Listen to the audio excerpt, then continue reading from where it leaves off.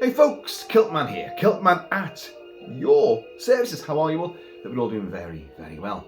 Now, this is going to be a very brief video. I know, I'm saying that for real, out loud, so you can hear it. It's a very brief video. No, it should be. Lee Wannell, Wolfman.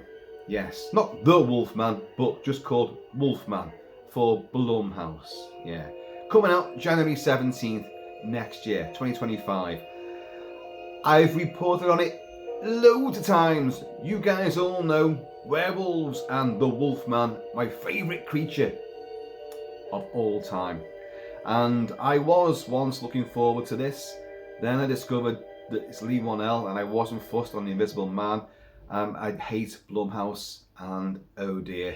Once Ryan Gosling wasn't attached to it, yeah, I know, he carries an exec producer sort of title now, when he was meant to be the main star of it. Anyway, not anymore. So, we've seen the trailer, the teaser, the trailer, and then I think another trailer came out showing a little bit more footage. And yeah, I've been asked loads of times, are you going to report on those trailers? No, because they didn't offer anything beyond what I'd seen from the initial teaser. It really didn't show anything more. A bit of extra snippets here and there, but I still wasn't wowed. I just think that this looks like a cross between Cujo and the Beast Within. Not the old Philip Morris Beast Within with the big supersized massive head transformation, who's not a werewolf at all, but the Beast Within with Kit Harington, which came out earlier on this year, which is a werewolf movie of sorts. Not a very good werewolf movie. Not a very good movie at all. It's a family drama is what it is. Using, you know, the banner blanket of it's a lycanthropic movie, it's a horror movie, when it really isn't anything of the sort. I hated it. I thought it was boring as hell. But this movie has the exact same premise. A father, a wife, a daughter, stuck out in the wilds. And oh dear, Daddy has had a bite and suddenly he's transforming. Well, look, we've talked about the film enough already. It comes out in January 17th, so we'll see for ourselves. The dumping ground of movies, January. That's not a very auspicious sort of slot to be released. But, you know, I did say at one stage that January is the shittest month of the year. You've gone through Christmas and New Year and all the parties and celebrations and gifts and prezzies and big dinners, and then you get the drudgery of January. The weather's naff, you've got hardly any daylight, and it's just ooh. But hey, a werewolf movie halfway through the month could be really great, because the weather's going to be really dreary and dark and wintry and wind and lightning and werewolves. Yes, you know, so it could work. Well, it could work if the film's any good. So anyway, what am I talking about with this video? Well, a tiny wee snippet of news has come out. A tiny wee snippet has come courtesy of the two main stars. What's his name?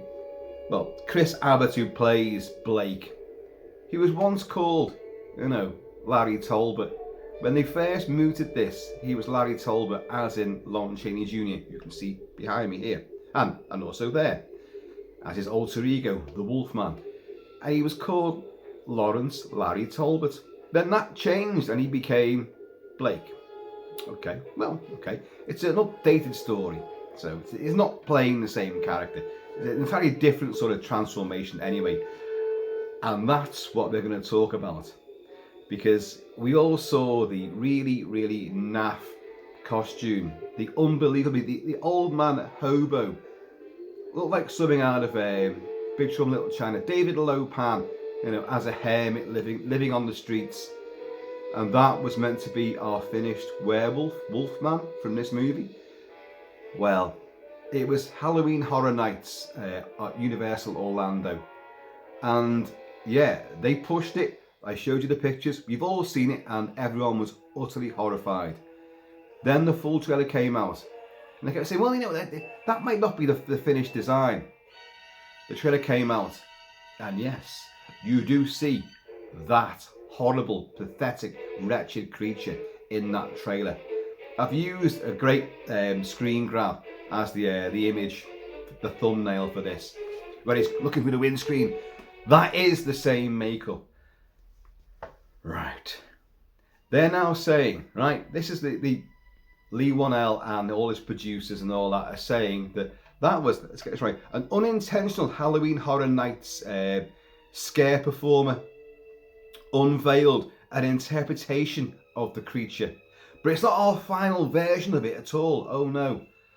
Well, all the test screenings that have been of it, they've all said, yes, it is. Now, again, look, I haven't seen the film yet.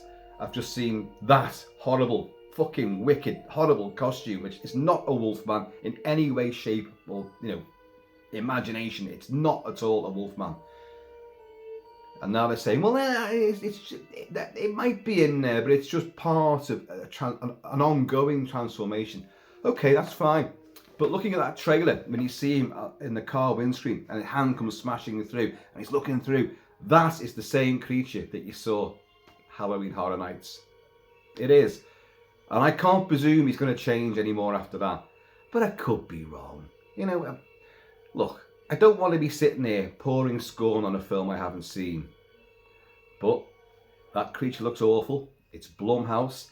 I was not impressed by The Invisible Man for Lee 1L. So, and Chris Abbott, I'm here to protect you. My job is to protect you, to his daughter. I think he's bloody awful. And Julia Garner, I can't stand there either. So it's not looking brilliant as far as I'm concerned. And as I say, it's a very insular sort of story. But anyway, we're talking about the creature itself. And then now how they're sort of backtracking. Oh, no, that's not the final creature. So you've had Julia Garner has come out with this quote. I saw some photos beforehand, but seeing it in real life is a totally different experience. It was really shocking and actually really scary, and I felt a little awkward because I couldn't stop studying his face. What do you think she's going to say? Well, I saw the creature and fuck me, it was shit. I'm meant to react terrified to that. You're joking, aren't you? She's just coming out the party line. Chris Abbott himself, who's in the makeup, and they've been going on about he spent several hours in the makeup chair. Well, yeah, even that shitty costume we saw at Halloween Horror Nights, someone had to get into that, and that's a costume version of the makeup itself, because the mouth didn't move. It was very immobile and inarticulated. So obviously he's going to be in the actual makeup design. So you're going to sit in the makeup chair and have it applied. Yeah, look at how many other werewolves and creatures actors have sat through that process. So, but, oh yeah, it's several hours of undergoing makeup transformation. Oh, he's a real trooper. Chris Abbott says, what I loved is that I thought it looked scary. There's that word again. It doesn't look scary. But there was also something very real and tactile about it. Tactile meaning touchy-feely, it's real. Well, it's a fucking costume, of course it's going to be tactile. And if you can move your eyes and we can see them move, and you can move your face and your jaws and your nose and move the snout, it's tactile. But I'm afraid most makeups these days are going to be like that. So, wow, it's tactile. But they both said scary, Jesus Christ. Obviously, if that lumbering Dalinar came lunging at me out of the shadows from behind the bins one night whilst I was staggering back from the pub, yes, I'd find it pretty scary. But anything coming out of me from the shadows is going to be scary regardless. But then you go look at it again and you go, what the fuck are you meant to be? I can tell you what you're not meant to be. You're not meant to be a wolfman. Oh, you are a wolfman. Come here, sit down a minute. What's with these stupid hands? What's with the lack of hair? You're a wolfman, you're a werewolf, you're meant to be hairy. Look at this. I've got more hair in my nostrils than this fucking thing has got on its entire fucking bony cranium. It looks dreadful. Now, have they gone back and shot more stuff?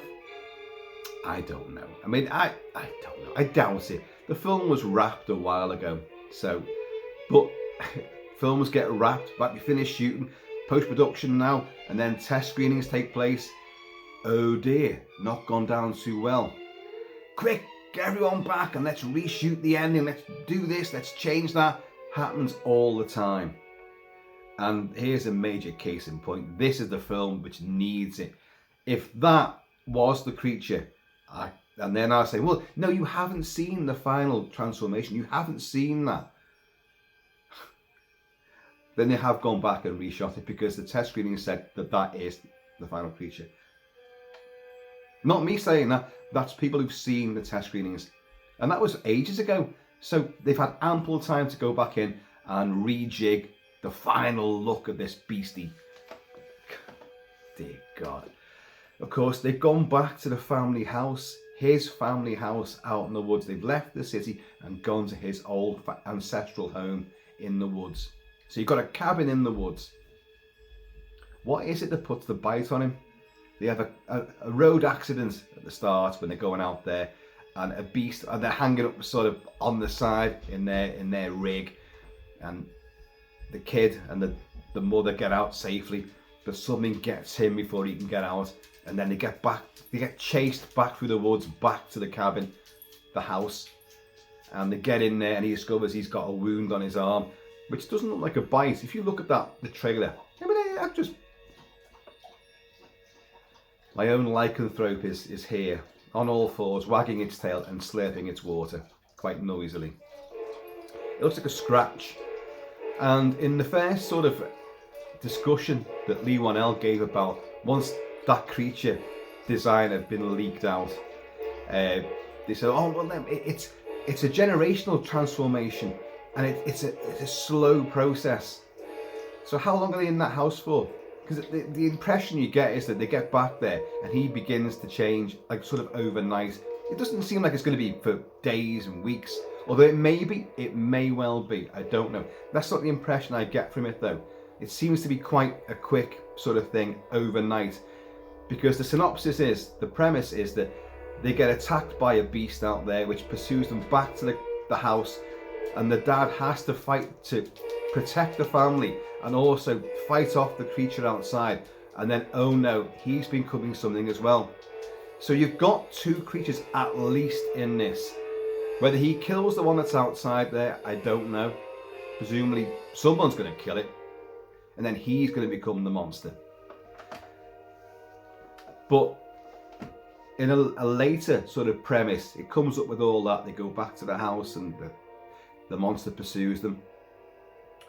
But there's the curse of the family house. That got dropped. Now whether that's true or someone's just blurted that out, I don't know. If there's a curse going on. So we're back to, the beast within. It's a family curse being passed down to him. Was it his estranged father that bit him or scratched him on their journey there with the road traffic accident? I don't know, but it does sound like it's going down that particular road, which sadly we've already had this year. So it won't even be fresh at all. And Lee Whannell's going this is a whole new take on the Wolfman mythology. This is not your usual lycanthropic tale of terror. It's emotional. There's family involved in it, and this is different. It looks different, and it super shocks, and you're really going to feel this. Again, you're not going to pour scorn on your own movie, are you? You're going to really big it up, obviously. And Blumhouse are really good at bigging themselves up until their film comes out, and then it's fucking ruthlessly awful. I may well see my arse on this, and it could be brilliant. I truly doubt it. I have seen nothing in the trailers or read anything about this so far that's made me go, interesting. No, it looks utter tripe. But I'm going to be there. I'm going to watch it because it's werewolves. It's called Wolfman, and it was always meant to be a modern day take on the Larry Talbot, the original 1941 The Wolfman by George Wagner with Lon Chaney Jr. That was what it's meant to be. Ryan Gosling fucking championed it, and then he wasn't going to be in it anymore, and that everything changed. And then everything changed. The director got ousted, a new writer came in, and then they brought back in Lee Whannell was the original director, and they brought him back in, and Gosling came back, but in a producing role. But it clearly isn't the same story. It is not the same at all. First time around, they said it was going to be urban, it was going to be in the city, and I thought, wow, that would be great. Now, luckily, we've got that coming. We've got Werewolves with Frank Grillo. In the first couple of weeks of December, we've got that, the big action werewolf movie, which I am looking forward to. And I've covered that a few times, and there's plenty of trailers out there for that now as well. And I will be really covering that in depth at some point. But that's the one. That's the urban setting, modern day.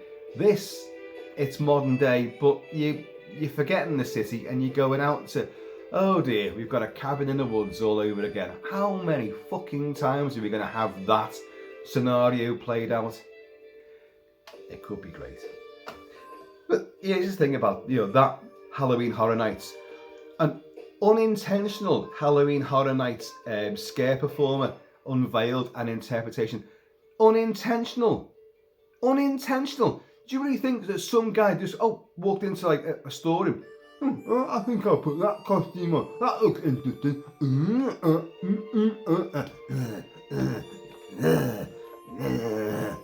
And then right in front of the banner for Blumhouse Wolfman, on that little wooden stage there, a mock-up of a cabin in the woods, and the big Wolfman banner, and he's all like that for all the paparazzi and all the tourists there and the fright fun lovers. And they sold that. That is the Wolfman costume. And now they're saying, it's some unintentional performer. How would an unintentional performer get hold of your fucking costume? You've done it. They did it on purpose. Of course they gave the costume to someone. Come out there. Come on. In front of our stand there. It isn't some other lackey. And it definitely is the costume because it's in the fucking trailer and it's in the image I've put on the thumbnail. You can see it very clearly. That is the creature. I sound angry, don't I? I'm not angry at all. I'm just frustrated. And I think Blumhouse are doing everything I expected them to do. They've dropped the clanger. This is not bit of howling taking place from the howling, as it turns out. They dropped the clanger. Really naff story. Not very exciting by the looks of things at all. It's a reinterpretation. It's going to be different, but it's frightening. It works on an emotional level. Blah blah blah blah blah. And then, oh shit, we put the costume out, and everyone's just took the piss out of it. Oh my god, what are we going to do now? That isn't the costume, but apparently it is, and you can see it in the imagery as well. So it definitely is in the movie. And it isn't the one that puts the bite on him at the start, because I said that in a prior video. Maybe that's the first one, which is not quite a fully transformed werewolf, or whatever, a hobo fucking lycanthropic thing. I don't know. But it clearly is, because the end of the movie, in the trailer, seems to be the mother and daughter trying to make a getaway, getting in the car. I could be wrong, of course, but it's not the way it plays out. It looks like that's the way it's going to be. And it's there. It's coming after them. What's wrong with Daddy? Daddy's sick. And he writes down, changing, Now, I'll be honest, I like if they do this, and I will give them credit if it's due, that we're going to see a transformation from within, and we're going to see how he interprets his daughter, his wife, his home, his own body, the world around him, how his senses become different, and his tastes literally become different. And, that would be quite intriguing.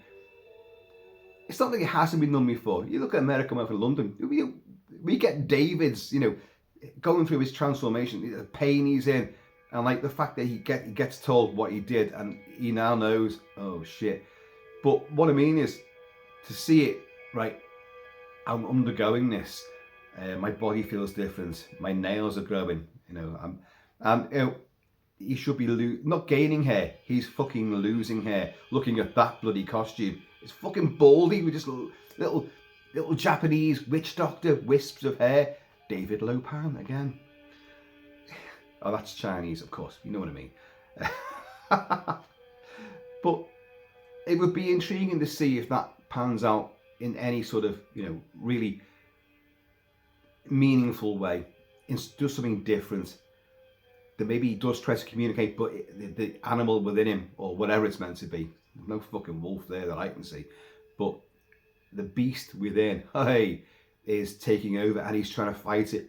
But he almost like Seth Brundle in The Fly, Jeff Goldblum, who understands what's happening to himself, but each new development is different and strange. His ear falls off, there's bits of his body in the medicine cabinet in little jars. The Brundle Natural History Museum. I mean, that does it really well, because you've got the psychology of the transformation and the physical transformation as well, and you get it. And it's also an intimate tale, a familial tale, because of course she's pregnant as well. This is The Howling by Pino Donaggio for Joe Dante's classic werewolf movie, The Howling, of course. But you knew that. And there's proper werewolves for you. 7 foot tall, on 2 legs, great big snouty things, dribbling drool, and they're mangy, big claws, and like, all right.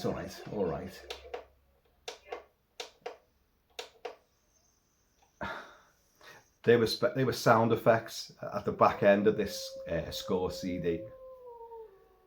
But they're proper, they are werewolves. That's how I like to see them. On 2 legs, big, muscle bound. And Eddie Quist, Robert Picardo, who really does his transformation, thrusts his chest out, pulls a bit of brain matter and a bit of bullet out of his skull, because it wasn't silver. And like, I'm gonna give you a piece of my mind. And then his transformation, and it's agonizing. And he just gets bigger and bigger, but he's enjoying the process because he likes it. This is what I want to see. Werewolves that are actually, I love being a werewolf. And nothing's ever bettered The Howling when it comes to this, because the way he shows off to Dee Wallace, it's like, look at this. And he's getting bigger, and she's just transfixed with horror by the whole process. I've talked about it many times. But it's a showboating exercise, and like, look what I can do. Rob Bottin, of course, like, look what I can do with the special effects. Because Rick Baker just taught me this, and then he fucked off to do American Werewolf. But I'm in charge of this one now.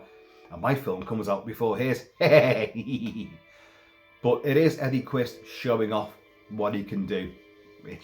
That makes it even scarier, because he's not reluctant. He's totally all for it. He loves it. It's a community of werewolves. They're all happy about this thing. But Wolfman is going to go back to like, oh no, I don't want to be this monster. God. We've seen it all a million times before. Although we haven't seen a werewolf looking quite like this one's going to look. Dear, oh dear. So yeah, I saw some photos beforehand, but seeing it in real life is a totally different experience. Yeah, it will look different in the movie with lighting and the camera work and all that, and shadows. Of course it will. And the acting, the performance, yes it will. And the editing. It was really shocking and actually really scary. And I felt a little awkward because I couldn't stop studying his face. I felt a little, that's a really shit quote, isn't it? Oh God, Julia, can you say something about that costume? Please, throw people off the scent, please. Well, I felt really awkward looking at it, studying its face. It was really shocking and really scary. That'll do. Yeah, that'll do. That's going to sell it. Oh, fuck off. And Chris Abbott, who's in the costume. What I loved is that I thought it looked scary, but there was also something very real and tactile about it. God. Oh, Jesus, you pot-smoking idiot, you. I mean, and the unintentional, scare performer at Halloween Horror Nights. Oh, fuck off. Unintentional. Look, he just broke in and look at this. Interesting. It clearly isn't a Wolfman. But I tell you what, I'm going to put it on and I'm going to stand in front of the Wolfman big banner I'll do that. He was told to do it. It's not like an unintentional performer suddenly got hold of it. They were like, you're putting this on and you're going to stand in front of that. It's organised. Of course it's not unintentional. Don't give me that fucking shite. You're backtracking. And if you have reshot this movie, then, well, good on you. Because if that's our monster, oh my God. Scooby-Doo has scarier monsters. And they just are men in masks, you know. Anyway, folks, that's just a little update and a bit of piss taking. I will be the first to applaud this movie if I think it's worthy of it. If I sit there and go, do you know what, I'm actually enjoying this, and suddenly my hackles rise, the tension gets built, oh my God, what's going to happen next? Oh, it's there, oh! And there's a sense of dread and I feel attached and empathy for these characters, then I will obviously serenade it. I will, and I'll be buying it in 4K, and of course I will, and I'll give it lavish reviews. I'll enjoy its soundtrack, hopefully. Have they given a composer for the score for this movie yet? I can't remember. If they have, I have not written it down. But I will be on its side if it's great. But if it's as bad as I suspect it's going to be, well, I'm afraid I'm going to just obviously rip it to shreds, as any self-respecting werewolf would do. But this guy, Wolfman, down and out in Beverly Hills, down and out in a cabin in the woods. That's what this is, by the looks of things. But I do hope to be wrong, and I will sit here and definitely say, well, I guessed this entire thing completely wrong, and it's actually really, really good. So go see it. Spend your shekels on Wolfman from Blumhouse. But if I do end up saying that, God, I'll never howl at the moon ever again. But let's see. January 17th, we get this. Okay. It could be a bright spot in an otherwise dark, dank, dreary, depressing month. Could be. Let's hope so.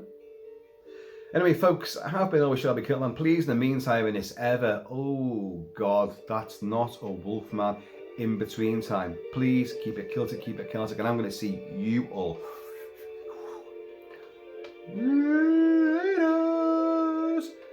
And then I might unintentionally go and put my body into some werewolf costume, put a mask on, and prance around in Asda's car park, you know, threatening little old ladies who will then give me some money. Hey, go and get a drink. Go on, sniff some glue. That's what you guys always do. Go on, feed your addictions and your habits. Go on, off you go. Don't pester me now. Because that's what this guy looks like. Fucking a travelling person who's fallen upon very, very hard times indeed. And brushed his hair far too much. He's pulled it all out at the roots. Here's an idea. Let's have a Wolfman that's not covered in fur. Well, that hasn't been done before. It has. It has. There's a film called The 13th Hour with what's his name? Lucius Malfoy. He was the brat at Hogwarts, not the dad, played by Jason Isaacs, the kid. And he made this movie about, it's a werewolf story in a haunted mansion, but the werewolf's got no fur. It's like nudie nude. It's what the hell is it? It's like they've taken, well, that didn't work, so let's do that then, because that film is shit and the werewolf looks utter shit. Well, let's do one of those. It didn't work before, but it might work with us. Oh, Blumhouse, you have no idea, do you? You really don't. Right, I'm out of here, folks. Ta-ra a bit.